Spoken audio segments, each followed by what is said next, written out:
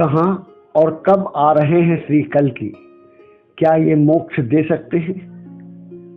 तो प्रिय भक्तों, भगवान कल्कि इसके पहले भी धर्म की रक्षा और अधर्म के नाश के लिए धरती पर कई बार आ चुके हैं। सबसे पहली बार उन्होंने ही माता वैष्णो को सक्रिय किया था। उसी के बाद माँ वैष्णो ने श्रीधर जी को दर्शन दिए थे। इसके बाद भी भगवान कल्कि जब जब भी अधर्म बढ़ता है तब तब किसी न किसी रूप में धरती पर आते हैं, आगे भी आएंगे। भगवान कल्कि हमेशा थे, हैं और हमेशा रहेंगे। उनका आना जाना ये धर्म के नियंत्रण हेतु, पाप के नाश हेतु, अच्छे लोगों के हित के लिए होता है और एक तरह से सृष्टि चक्र के सुचारू रूप से चलने के लिए उन्होंने ही अधर्म अर्थात कलि को स्थान दिया है, अतः उसका निर्वाह करते हैं। किंतु जब कलि अपनी मर्यादा से बाहर जाने की कोशिश करता है, मर्यादा का उल्लंघन करता है, तब भगवान कल्कि अवश्य उसका दमन करते हैं, उसका नियंत्रण करते हैं। भगवान कल्कि को उनके विशेष भक्त लोग ही ऐसी स्थिति में पहचान पाते हैं, क्योंकि वो गुप्त रूप से आते हैं, प्रकट रूप से, स्पष्ट रूप से नहीं आते। स्पष्ट रूप से जब वो आएंगे, कलियुग के अंत में ही आएंगे, तब सब लोग उनको देखेंगे, सब जानेंगे, सब पहचानेंगे। इसके पहले वो आते हैं और विशेष जन उनको पहचानते भी हैं, उनसे वार्तालाप भी करते हैं, उनसे मिलते भी हैं, लेकिन विशिष्ट जनों के अलावा सर्वजनों के सामने वो प्रकट नहीं होते, क्योंकि उनका कार्य सीमित होता है और वो अपना कार्य करके वापस चले जाते हैं।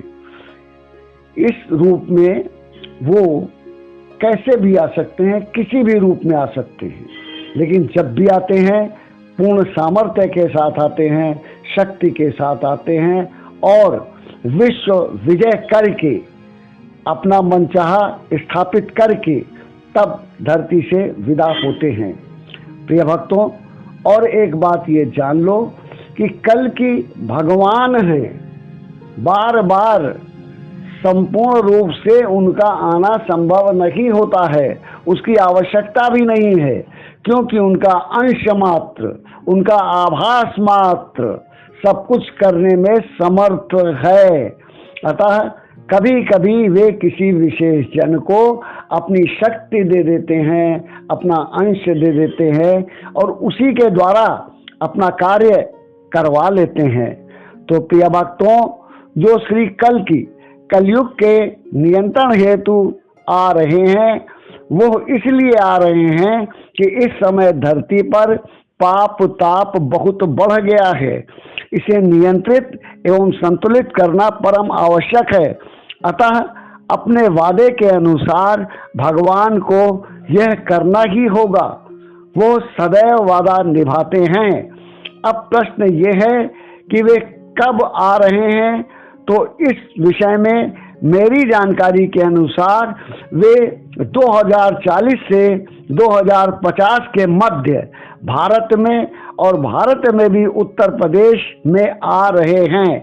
हालांकि कुछ अन्य लोग उनका आना पंजाब में मान रहे हैं, किंतु मेरे विचार से उत्तर प्रदेश में ही वे आएंगे।